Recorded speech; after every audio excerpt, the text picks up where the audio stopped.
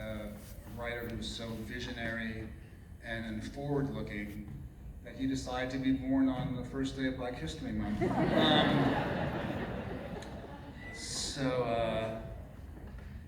I'm going to read a little bit from Crook Manifesto, the second book in my crime trilogy. I got the idea to write a heist novel when I was driving with my wife, and I was thinking about what movie to rent that night. Ocean's 11 again, how many times can I rent that? I get ideas from all sorts of places. My first book, The Intuitionist, I got the idea from Dateline NBC. I was watching TV. This was in the late 90s. And Dateline had a piece on the hidden dangers of escalators. Apparently, over time, escalators can sort of detach from the side of, the tread can detach, and if you have small feet or you're a child, you might lose a toe. And they interviewed an escalator inspector, and I thought, that's a weird job, but I guess somebody has to do these things. And then I thought escalator inspector, elevator inspector.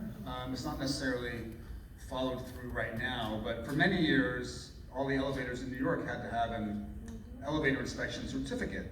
And the inspector signs his or her name. You go to school, you go to work, and they've come and they've signed, and it's the same handwriting year after year. You go to your friend's house, and he's been there, so I have like beats like cops.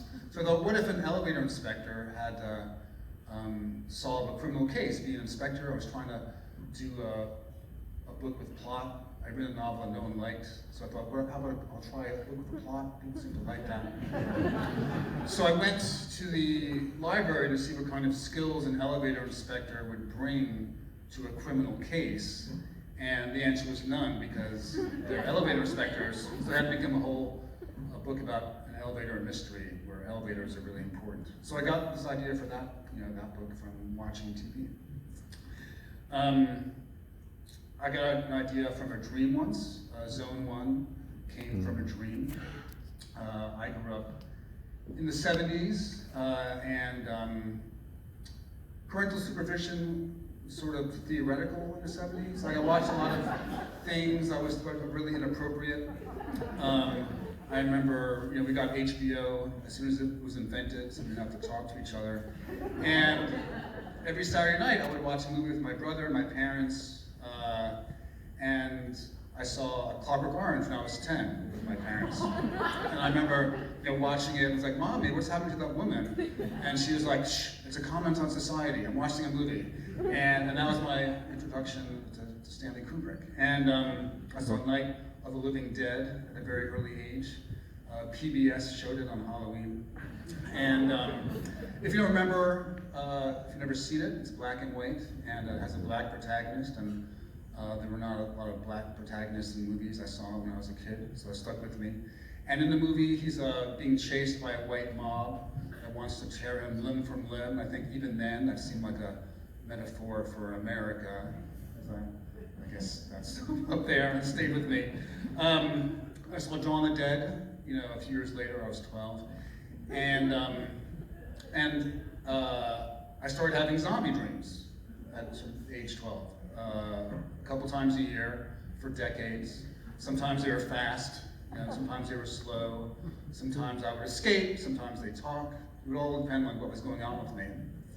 But for years and years I had zombie dreams. And that went on until 2009. I was going through some changes. My father just passed, and I was dealing with that.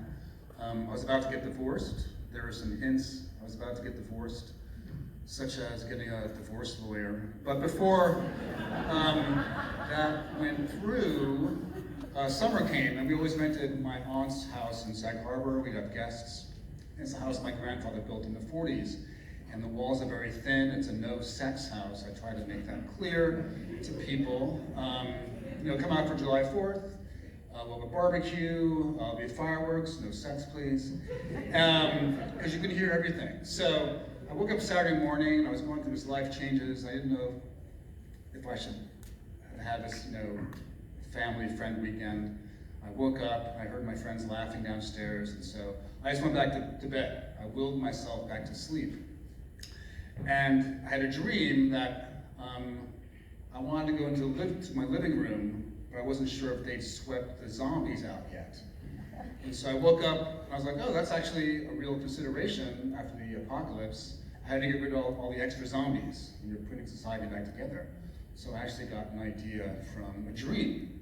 I'm sure a lot of writers in the audience know that if you wake up in the middle of the night with an idea, that's really brainstorming, write it down in the dark, and you look at a piece of paper in the morning, and it's like, kill my dad, make love to my mother. You know, it's not a novel.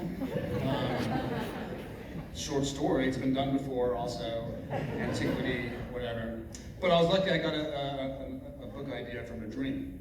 And in the case of the Harlem trilogy, as I'm calling it, Harlem Shuffle and then Quick Manifesto, I had to figure out what to rent, and I was jealous of Steven Soderbergh. He must have so much fun coming up with these heists. And I started thinking about my love for heist movies. You know, they can go either way. You can either pull it off and transcend, you know, your sort of grubby origins. If you plan everything down to the last minute, the last details, and pull it off, you get the heist, your big payday, you can escape who you are, who you've always been, your destiny. And then there's the other kind of heist story, where you plot and plan, you're gonna get your big payday, and what you don't know, but what the audience knows, is that the wheelman is on heroin again, the safecracker, his wife is cheating on him, he's all upset, he's gonna screw it up. And no matter what you do, you can't escape who you are. And so I love that sort of existential dilemma of the heist.